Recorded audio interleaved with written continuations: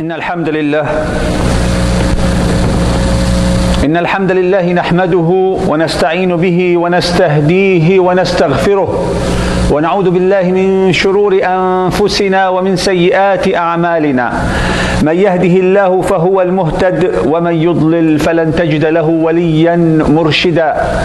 والصلاة والسلام على أشرف المرسلين سيد الخلق أجمعين محمد رسول رب العالمين صلى الله عليه وعلى آله وصحبه ومن تبعهم بإحسان إلى يوم الدين. اللهم اجعلنا منهم واجمعنا معهم يا أرحم الراحمين. All praise to Allah. Praise belongs to Allah and to Allah only, the one and only God that we worship, that we came from and going to go back to. We thank Him for His guidance.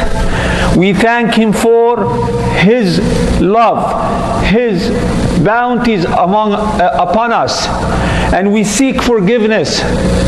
We seek guidance and forgiveness, and we seek protection, and we seek more protection by getting more close to Allah Azza wa Jal. We seek protection in Allah from the evil of ourselves and the evil of our actions. May Allah guide us to His straight path, because those who Allah guide them, they are the real winners in life. And those who are left for their own decisions without guidance, they will go astray. They will miss the straight path. So always pray that you will be among those who stray on the straight path by the guidance of Allah Azza wa Jal and by your pure intention of following Him. Today's topic is a very broad topic, and we have tackled it before many times, but I want to look at it from a different angle. We start by saying أعوذ بالله من الشيطان الرجيم يا أيها الذين آمنوا اتقوا الله حق تقاته ولا تموتن إلا وأنتم مسلمون. يا أيها الذين آمنوا اتقوا الله وقولوا قولا سديدا يصلح لكم أعمالكم ويغفر لكم ذنوبكم ومن يطع الله ورسوله فقد فاز فوزا عظيما. The topic of today is stable homes, stable communities. And the shadow of these ayat which we just read, how can we reflect from lessons learned from these ayat to enjoy stable homes that will lead to stable communities?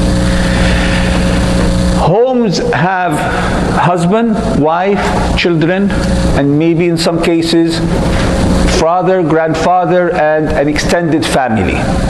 Every member of this family, of this home, Allah Azza wa Jal have guided us how to deal with this family member.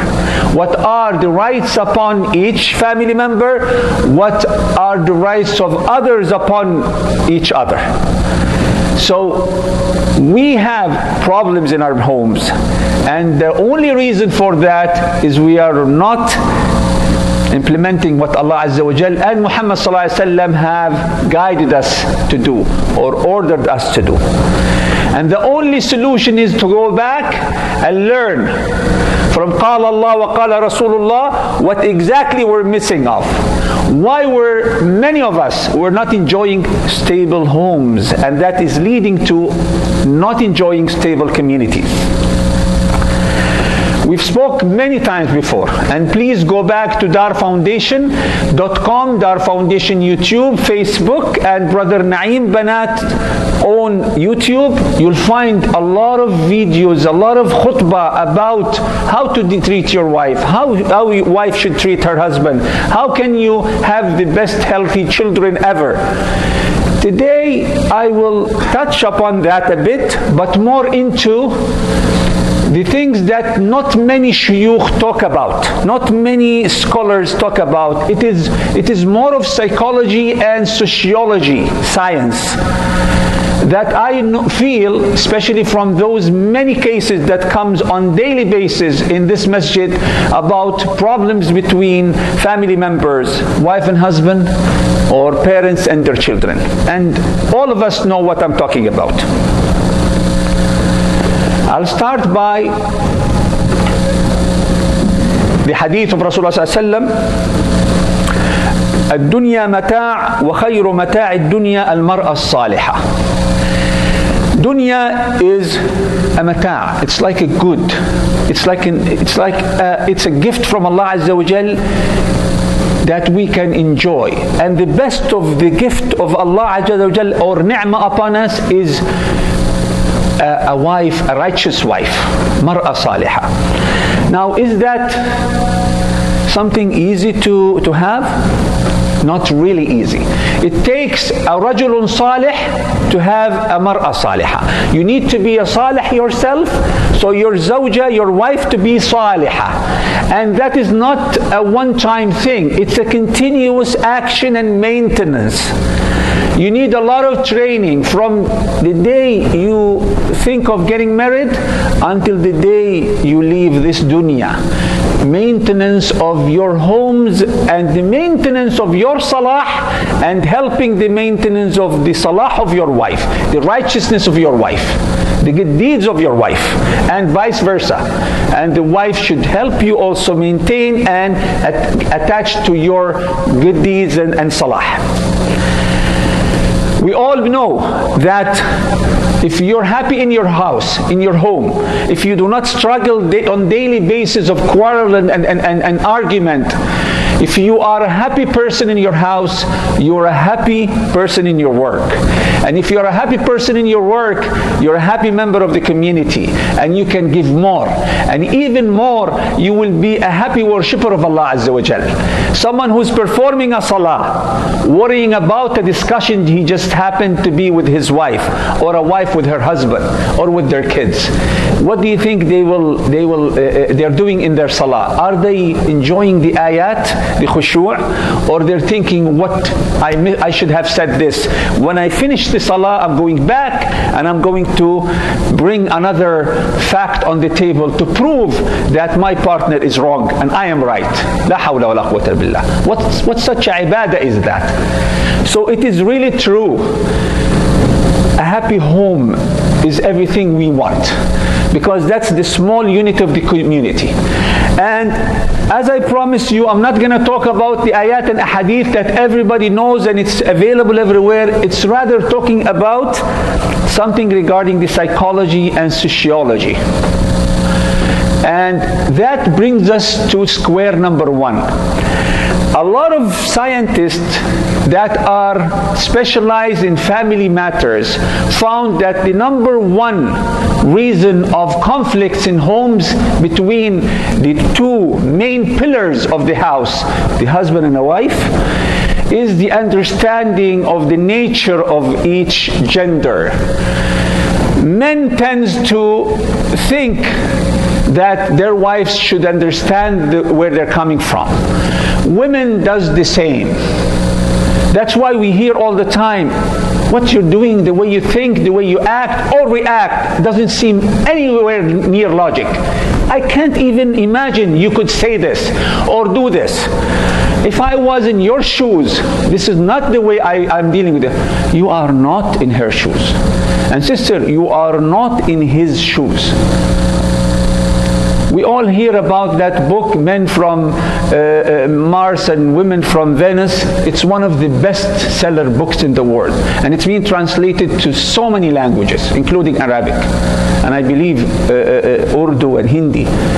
Please take a look at it. And I advise you, and I did advise on this minbar before, maybe last year, that the best one I have get across in touch with is Dr. Yasser Aboutaha, a Kuwaiti Islamic scholar, who have produced so many videos, so many sessions summarizing the book of Men from Mars and Women from Venus in the shadow of Qala Allah and Qala Rasulullah, which is very important.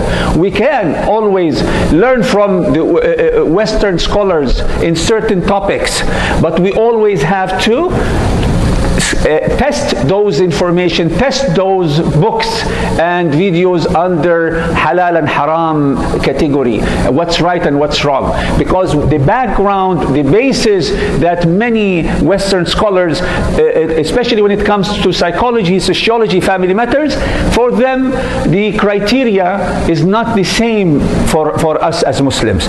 For us it is Qala Allah, Qala Rasulullah sallallahu alayhi wasallam.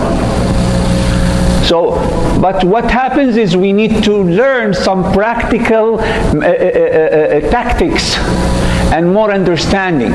And we as Muslims, we are supposed to be more advanced in this kind of science, the family happiness.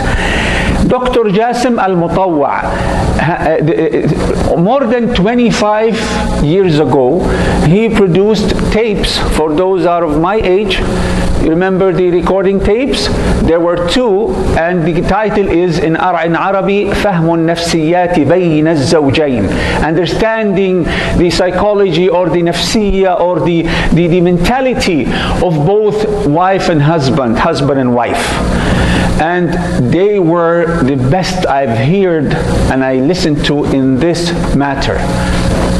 Alhamdulillah, whenever I can remember any of these and apply it, it works perfectly. MashaAllah, tabarakallah. Now, this is what we need beside taqwa Allah and beside being the real mu'min, and that's why I recited those ayat, that if you have taqwa, فَقَدْ فَازَ فَوْزًا عَظِيمًا. You want to be a real winners, always keep Allah's orders and commands in front of your eyes in life.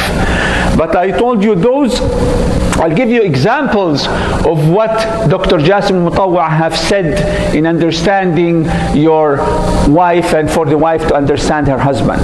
And if that understanding happened and maintained, believe me, your life, your relationship with your spouse will flip upside down. It will be much better in many ways. Example: men they think in a strategic, big, total way. التفكير الجمعي. They look at things, they go back 10 steps and look at things from far. They look at all aspects from strategic point of view. Women tends to go and look in details.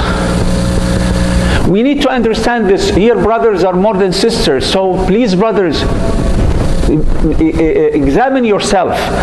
An example of that, it happens a lot. If your wife tells you, how did you like the lunch I prepared for you today, or for you and your guests? And we all know the best thing you can do after you have a big group of guests is to tell your wife how much we enjoyed her food. Now, in the men's word, in the men's wordings, if he say Jazakumullahu khayran, may Allah bless you, the food was beautiful, amazing, I believe all of us would say, Alhamdulillah, this is a great way of, a great gesture of thanking your wife. What does the wife want to hear? That's not enough for her. The way she is made, the way Allah created her, she likes details. So she is expecting you to tell her, MashaAllah, the soup was the top. MashaAllah, the meat was so tender. The rice was so tasty. The way you have prepared the food on the table, it's like a beautiful decoration. The bread, what she wants to hear details. Now men may look at this as La hawla wa la quwwata billah. Ya akhi, khalas, enough. MashaAllah, the food is good. thank you. But now if we understand the way, the mental process of the ladies, we should not be so bukhala. We should not be so less giving. Give her those words. And if the women understood that men that's not their best skill to go in details, they will maybe sometimes take a small comment and live with it. So both genders should study, analyze, understand the way the other gender thinks. And this is one of the key of success in the relationship. This was mentioned in those tapes which I've heard more than 25 years ago. Another story that gives you another example.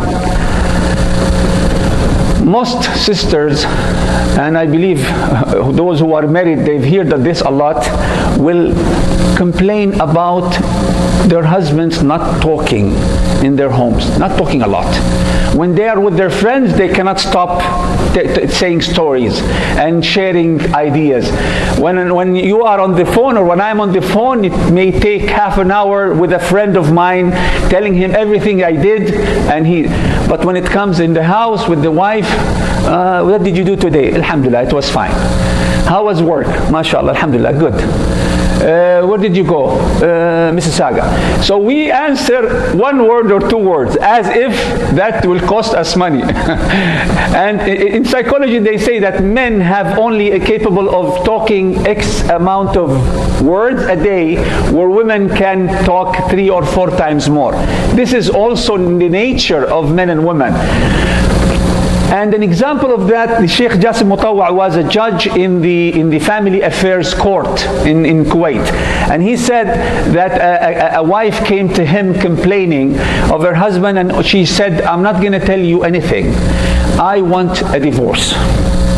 So Sheikh Yasser Aboutaha, as any judge who wants to give a chance for the family to reunite it, and he told her, can I know why? She said, even if I tell you why, it will never change. I've been married for 3 years and I can't take it anymore.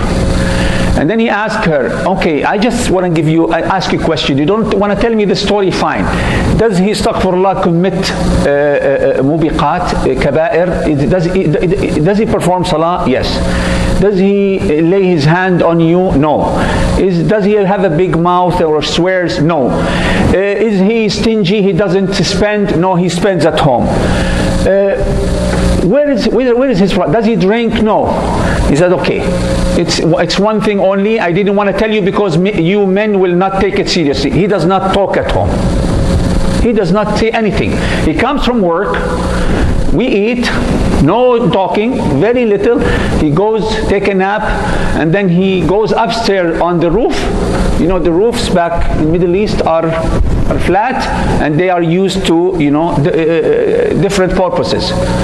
And he have pigeons, birds, upstairs on the roof where he fly them. And he enjoy flying them for an hour or two. Then when sunset comes, he go back for his tea or dinner, maybe watch TV and sleeps. I don't feel that I have any importance in this man's life. I am very much secondary for him, and I can't live more than this. If I'm not important to him, so why to stay with him? Subhanallah, he does not beat her up, he does not swear at her, he is not stingy, yet for this, she wants divorce. So he told her, I ask you a question. How much information do you know about pigeons, about birds? She said, I don't know nothing about them. He said, okay, I promise you if you come next week, I will help you divorcing your husband. But give me 1 week chance to try one last thing. She said, don't bother. I've tried everything. He said, just listen to me, please. And I promise you, when you come next week, we'll finish it. She told him, okay, what do you want me to do? He said, when you go down from the court, there is a library at the corner. Go and buy the smallest book you find about pigeons and birds. And when you go home, just flip through it, skim it, read few information here and there, and the next day when your husband comes from work, open the topic about what you've read about pigeons, about birds, and then next week come and I'll divorce you. She said it will not work, but I'll do it just because you promised. She bought the book, went back home.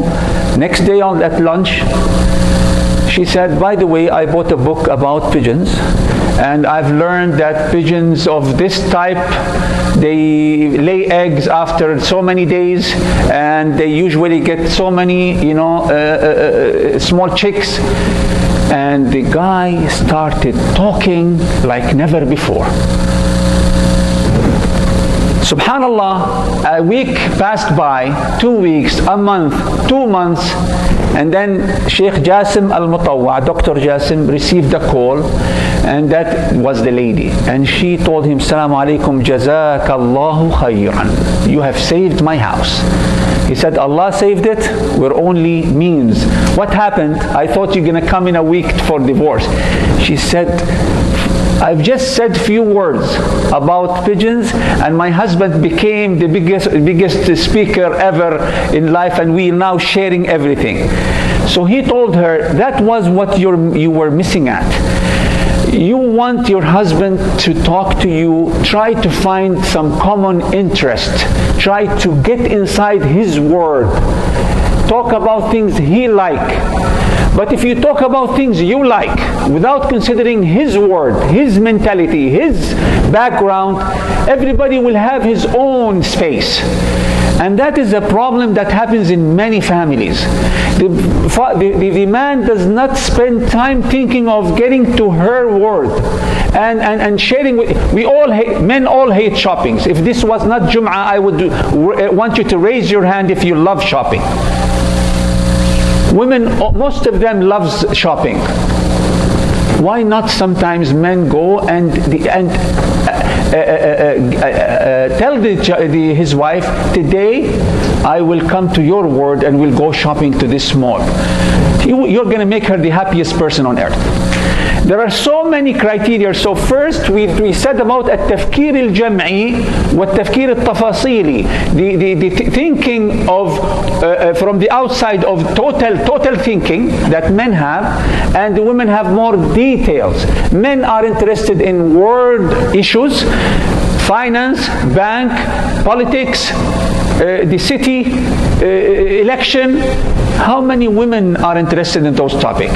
But at the same time, women are more interested in the children behavior, the food, the house, the neighbors, the backyard, the front yard, the decoration. So it's okay that Allah made them this way, Allah made us this way. So we need to understand. And as I told you, men do not talk at home. Women should put a little bit effort to make them talk.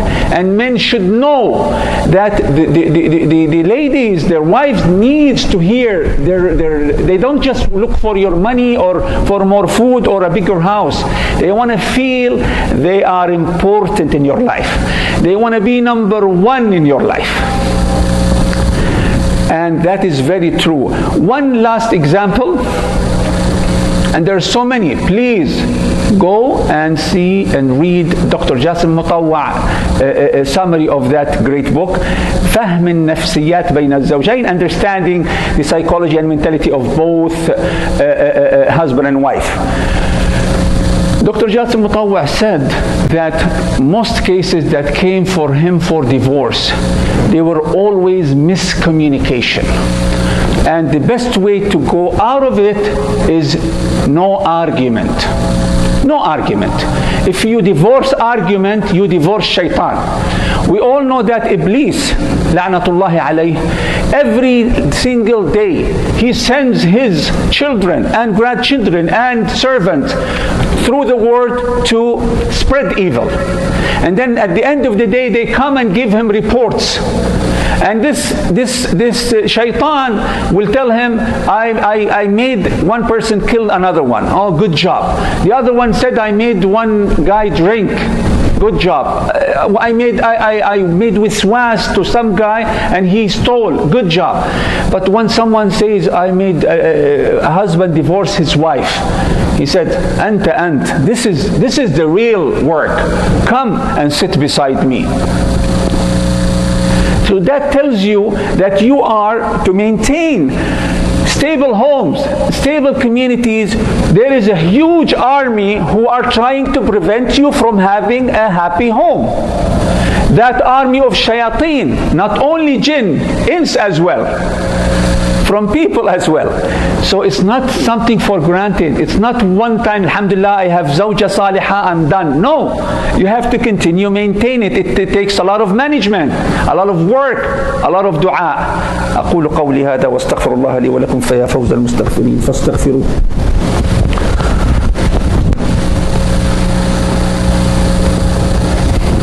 بسم الله الرحمن الرحيم والصلاة والسلام على أشرف المرسلين سيدنا محمد وعلى آله وصحبه ومن تبعهم إلى يوم الدين.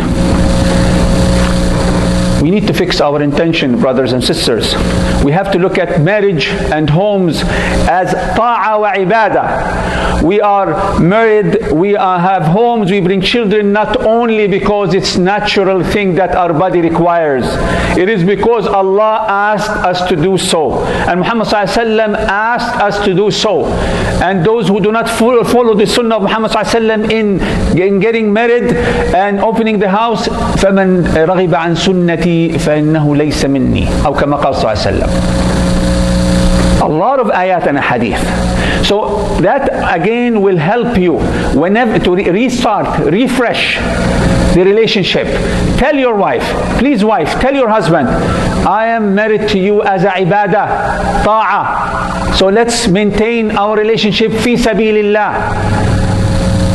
A very beautiful story from Umar ibn al-Khattab time, and he was the Khalifa. He was not only Umar, the Sahabi, he was Umar ibn al-Khattab, the Khalifa. So he had got two powers, a very strong personality, a very tall person, mashallah, tabarakallah, with 2/3 bald, according to his description, mashallah, very broad shoulders, that when he used to walk among people thinks he used to ride a camel or a horse.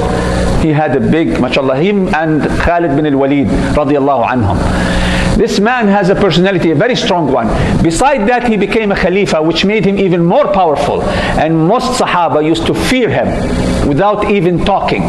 There is a respect, and we're watching because he's not easy on those who do mistakes.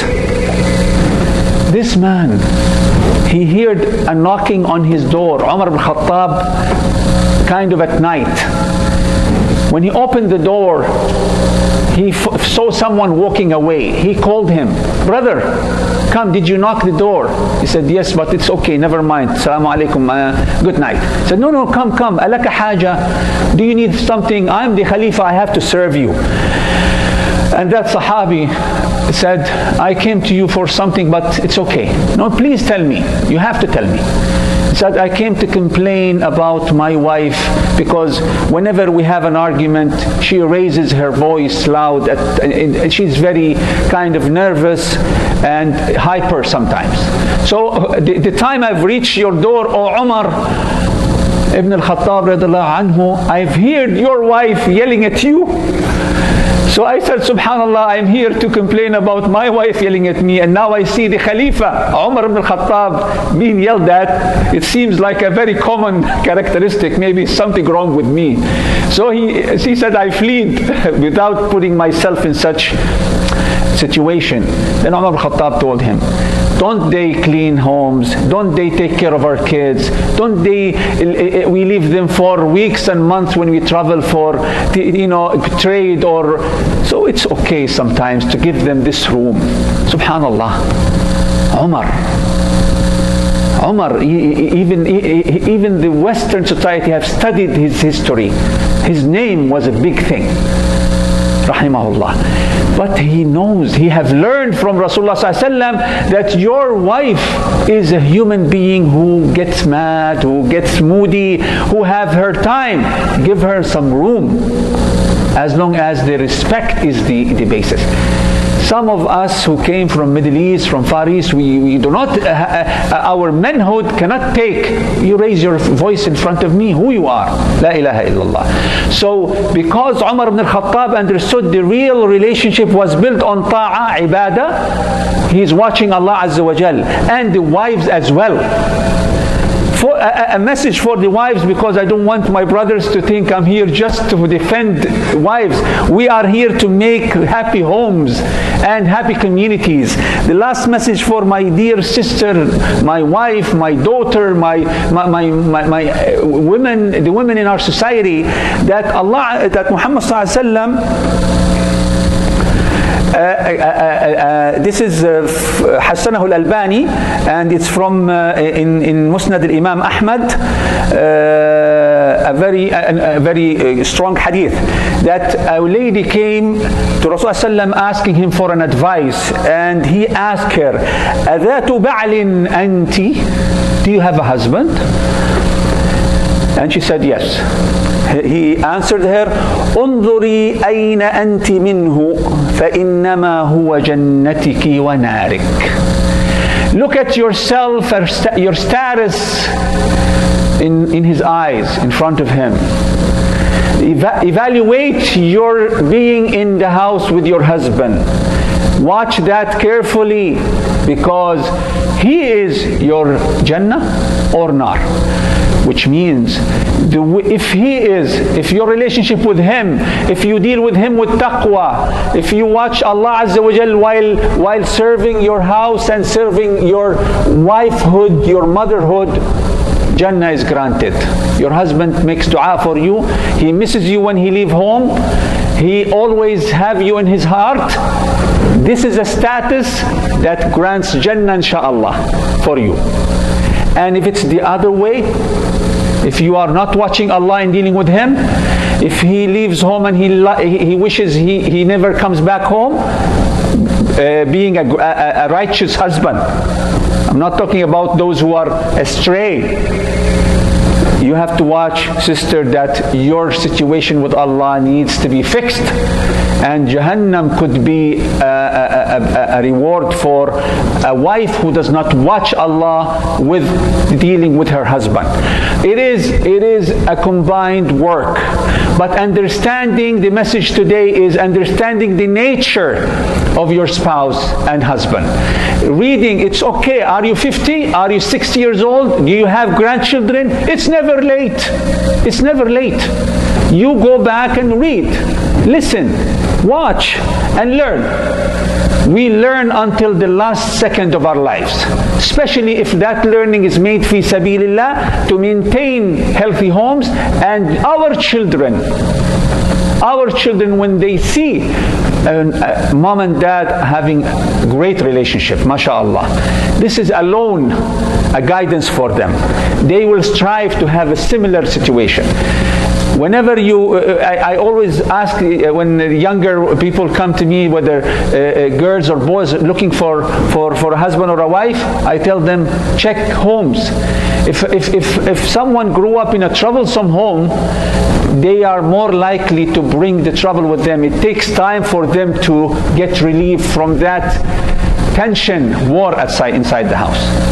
So Jazakumullah khair. I hope that with those few minutes we have covered a very important part of this topic. It's a huge topic. أقول قولي هذا وأستغفر الله لي ولكم. فهيا ندعو الله عز وجل. اللهم اغفر لنا وارحمنا واهدنا واهد بنا.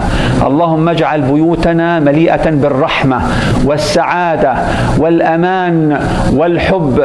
اللهم اغفر لنا ما قدمنا وما أخرنا وما هو أنت أعلم به منا. اللهم اجعلنا صالحين مصلحين. اللهم أصلح أزواجنا وزوجاتنا وأصلح ذرياتنا. اللهم اجعلنا هادين مهديين لا ضالين ولا مضلين. آمين يا رب العالمين. إن الله وملائكته يصلون على النبي يا أيها الذين آمنوا صلوا عليه وسلموا تسليما. اللهم صل وسلم وبارك على سيد الخلق أجمعين محمد صلى الله عليه وسلم. وأنت يا أخي أقم الصلاة. الله أكبر الله أكبر. أشهد أن لا إله إلا